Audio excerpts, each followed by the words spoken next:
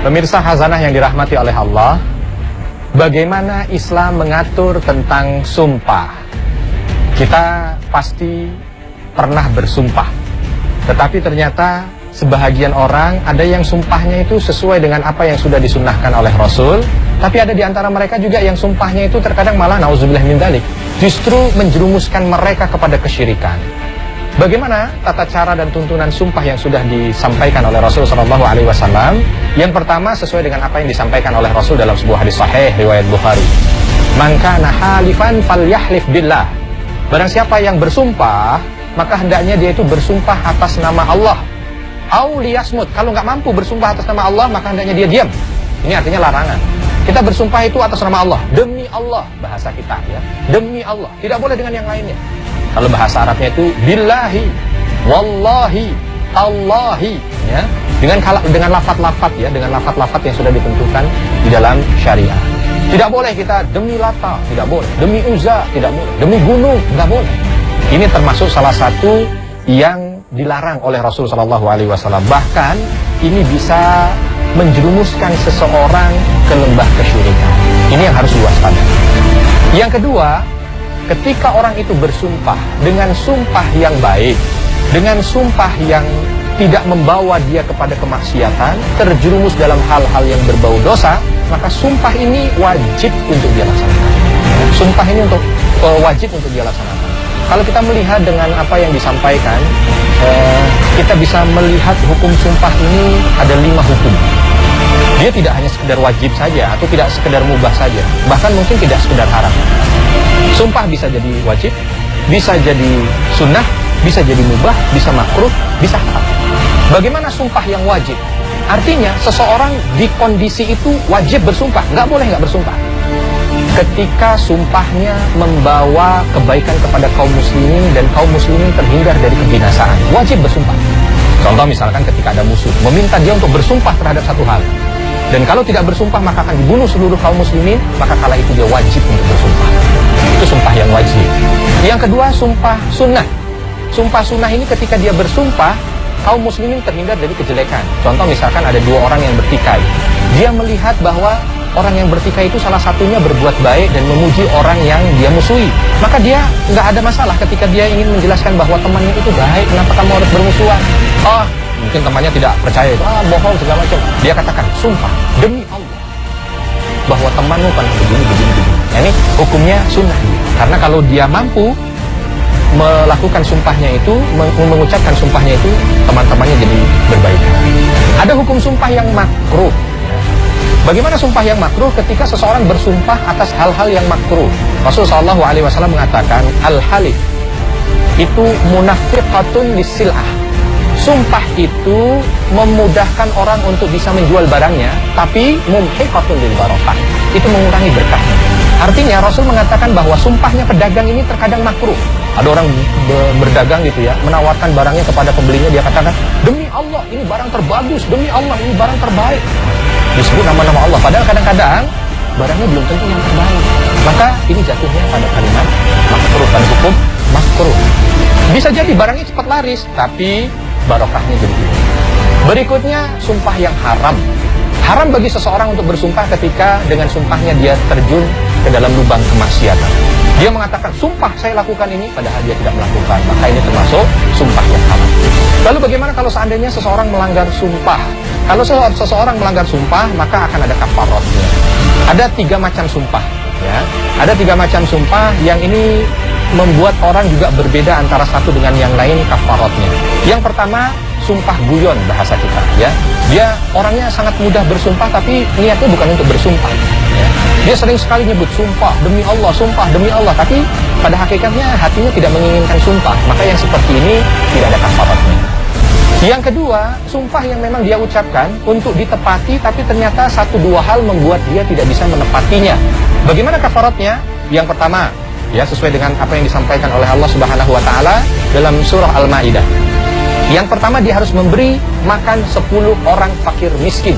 Besarannya berapa? 1 sok. 1 sok itu seperti ini. 1 sok, ya. Fakir miskin. Dia ambil dari berasnya mungkin ya, atau seperti ini. 1 sok, ya. fakir miskin. Dia ambil dari berasnya mungkin ya atau apanya ya, sebanyak ini diberikan kepada 10 orang fakir miskin. Lalu kalau seandainya tidak bisa, dia berikan 10 orang pakaian. Ya, fakir miskin juga. Diberikan 10 pakaian kepada 10 orang fakir miskin.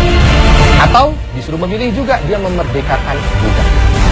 Kalau 3 hal ini tidak bisa, tidak punya harta untuk sedekah, makanan, pakaian, apalagi membebaskan budak, apalagi sekarang juga tidak ada perbudakan, apa yang harus dilakukan? Kalau memang tidak mampu melakukan ini, maka dia diminta untuk berpuasa 3 hari. Itulah kafarah bagi sumpah yang kedua. Lalu sumpah yang ketiga bagaimana? Sumpah untuk melaksanakan kemaksiatan atau sumpah yang saya tadi sebutkan haram tadi, ya. Atau bahkan mungkin sumpah kesyirikan. Dia mengatakan demi Lata, demi Uzza, demi gunung, segala macam. Ini ada kafaratnya juga, tapi kafaratnya bukan yang tadi. Kafaratnya apa? Ketika dia bersumpah dengan nama selain Allah, maka hendaknya dia mengucapkan kalimat La ilaha illallah. Demi ibuku, salah ini sumpah. Dia harus mengucapkan kalimat La ilaha illallah. Begitu yang termaktub dalam hadis sahih yang diriwayatkan oleh Bukhari. Tapi kalau seandainya dia bersumpah dengan sumpah bohong, maka apa yang dianjurkan oleh Rasul? Hendaknya dia bertaubat dan diikuti dengan sedekah jauh lebih baik, ya. Sebagai bentuknya dia bersedekah, terserah, besarnya tidak ditentukan seperti sumpah yang nomor 2. Terakhir, lalu bagaimana kalau seandainya dia bersumpah diiringi insya Allah, demi Allah, insya Allah saya hadir. Apakah ketika dia tidak bisa hadir dalam satu pertemuan yang dia sudah bersumpah akan hadir, dia harus membayar kafarat? Dalam beberapa riwayat yang disampaikan dan jumhur ulama mengatakan ketika seseorang bersumpah lalu diikuti dengan kalimat istithna, kalimat insya Allah, maka dia tidak wajib untuk membayar kafarat. Semoga dengan sumpah yang kita ucapkan, sumpah ini bisa membuat kita mulia di sisi Allah dan memasukkan kita ke dalam surga. Amin. Selain dengan menyebut lafaz Allah, kita pun diperbolehkan bersumpah dengan menyebutkan salah satu dari nama-nama dan sifat-sifat Allah yang agung. Seperti, demi Ar-Rahman, saya tidak melakukan hal itu. Atau bisa pula bersumpah dengan mengucapkan, demi zat yang jiwaku berada dalam genggamannya, aku tidak mencuri. Hal ini sebagaimana hadis sahih yang diriwayatkan sahabat. Dari Ibnu Umar radhiyallahu anhuma, dia berkata, Nabi SAW pernah bersumpah dengan berkata, tidak, demi yang membolak-balikan hati. Hadis riwayat Bukhari. Allah satu-satunya yang berkuasa membolak-balikan hati hamba-hambanya. Sebab itulah Allah melalui lisan Rasulnya mensifati dirinya sebagai yang membolak-balikan hati hambanya. Lantas, mengapa seseorang dapat jatuh ke dalam kesyirikan hanya karena bersumpah dengan nama-nama selain Allah? Dahulu, bila orang yang bersumpah dan menepati apa yang dia sumpahkan, maka hal tersebut terjadi karena ruh orang yang namanya dijadikan sandaran sumpah tersebut telah rela dan mengabulkan sumpahnya. Sebaliknya, bila roh yang namanya dijadikan sandaran sumpah tidak rela, maka diyakini sumpahnya tidak akan terjadi. Padahal inilah bentuk kesyirikan, meyakini kekuatan selain Allah dan mudarat akan datang dari apa yang dijadikan sandaran sumpah, bukan datang dari Allah Jalla Jalaluh. Berhati-hati pula lah menggunakan asma Allah dalam bersumpah. Misalnya dengan menyebut asma Allah untuk hal-hal yang tidak baik dan dilarang oleh agama. Sebab nama Allah sangat mulia dan oleh sebab itu harus dimuliakan. Barang siapa mengambil hak seorang muslim dengan sumpahnya yang dusta, maka sesungguhnya Allah mewajibkan baginya neraka dan mengharamkan baginya surga. Lalu seorang yang hadir bersama bertanya kepada Rasulullah, sekalipun terhadap sesuatu yang remeh ya Rasulullah? Rasulullah menjawab, ya, sekalipun sebatang kayu arak yang digunakan untuk bersiwak. Hadits riwayat Muslim. Na'udzubillah, thumma na'udzubillah.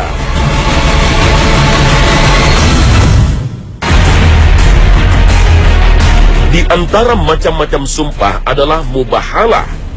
Apakah mubahalah itu? Kosakata mubahalah berasal dari bahasa Arab yang artinya laknat. Mubahalah termasuk salah satu metode dakwah yang laknat.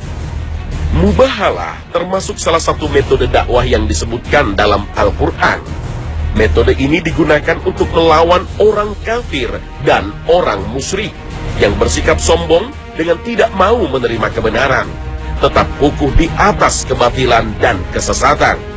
Padahal telah disampaikan dalil-dalil yang sangat jelas yang menunjukkan kesesatannya. Suatu ketika, Allah pernah memerintahkan Nabi Muhammad SAW untuk menantang Mubahalah orang-orang suku Najran. Suku Najran tak kuasa mencegah perkembangan Islam yang kian hari berkembang dan memikat penduduk daerah Najran. Apalagi sebagian penduduk yang tidak beragama Nasrani pun tertarik dengan Islam. Maka para pemuka Nasrani Najran mulai dibuat gelisah dan dicekam rasa takut akan masa depan agama mereka. Maka pemuka-pemuka suku Najran tersebut itu tidak menemukan jalan lain kecuali dengan cara berdebat untuk menentukan kebenaran agama yang diridhoi oleh Allah. Dengan keputusan itu, maka akhirnya kaum Najran mengirimkan utusan ke Madinah untuk menemui Nabi dan berniat bulat untuk beradu argumen guna membuktikan kebenaran antara agama keduanya.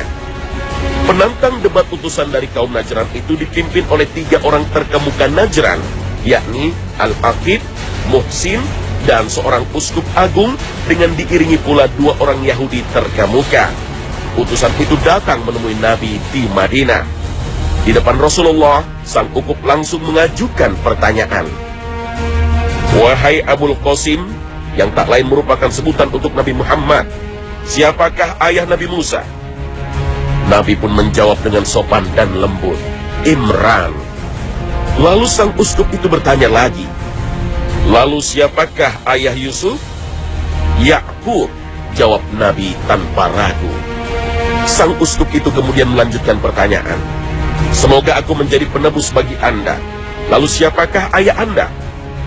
Nabi menjawab dengan tegas, Abdullah bin Abdul Muttalib. Sang uskup itu bertanya lebih lanjut, siapakah ayah Isa? Sejenak Rasulullah diam. Wahyu dari Allah kemudian turun kepada Nabi Muhammad. Katakan, ia ruh Allah dan kalimatnya.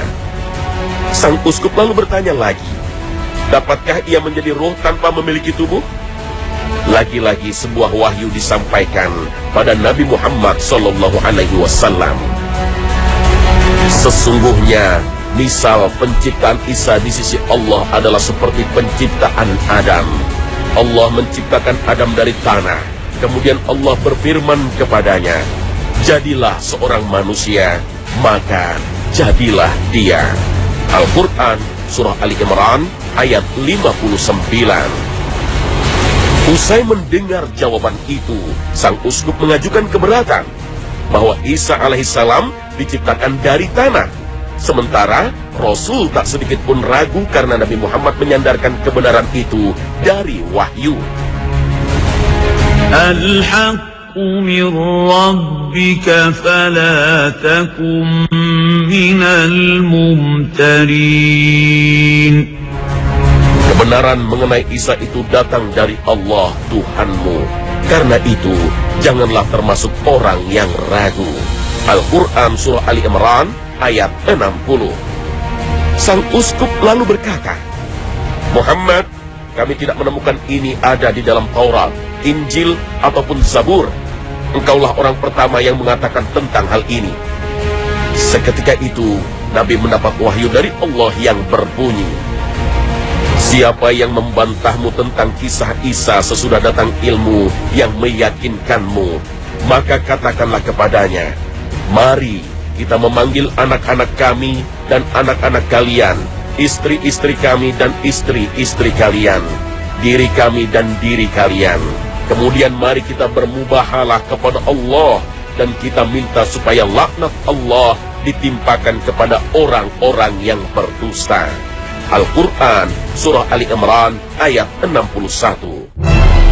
Setelah mendengar ayat tersebut, para utusan itu ternyata tidak mau kalah dan berkata, tetapkanlah bagi kita sebuah rapat yang hikmat setiap pihak bermohon pada Allah untuk mengutuk pihak yang lain jika mereka pendusta.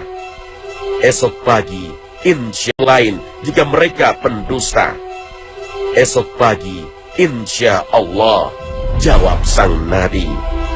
Keesokan harinya, Rasulullah pergi menuju tempat yang sudah disetujui kedua belah pihak sebelumnya, guna mengadakan mubahalah, memohon kepada Allah agar ia melaknat dan menimpakan bencana besar kepada pihak yang batil.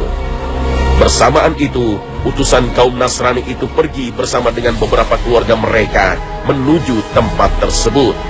Kedua kelompok kemudian berdiri dalam keadaan terpisah, menghadap ke arah sebuah bukit yang terlihat agak jauh.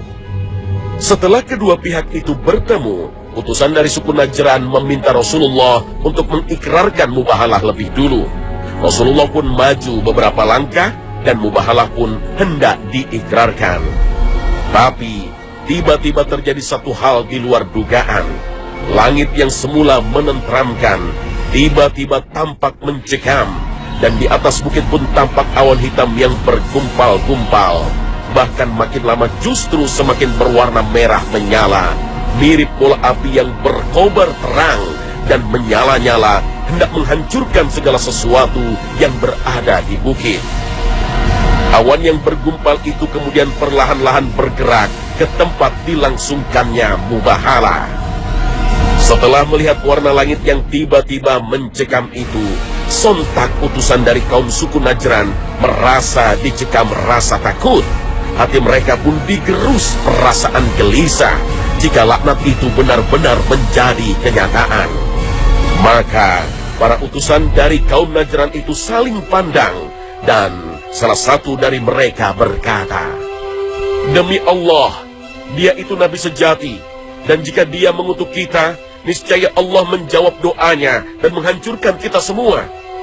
Maka satu-satunya jalan yang dapat menyelamatkan kita semua di sini adalah memohon kepadanya agar melepaskan kita dari rapat ini."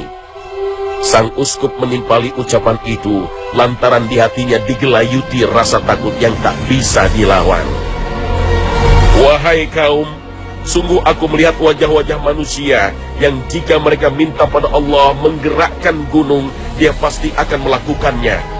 Jangan adakan rapat ini, atau kalian akan dihancurkan, dan tak akan ada lagi orang Nasrani tinggal di bumi hingga hari kebangkitan."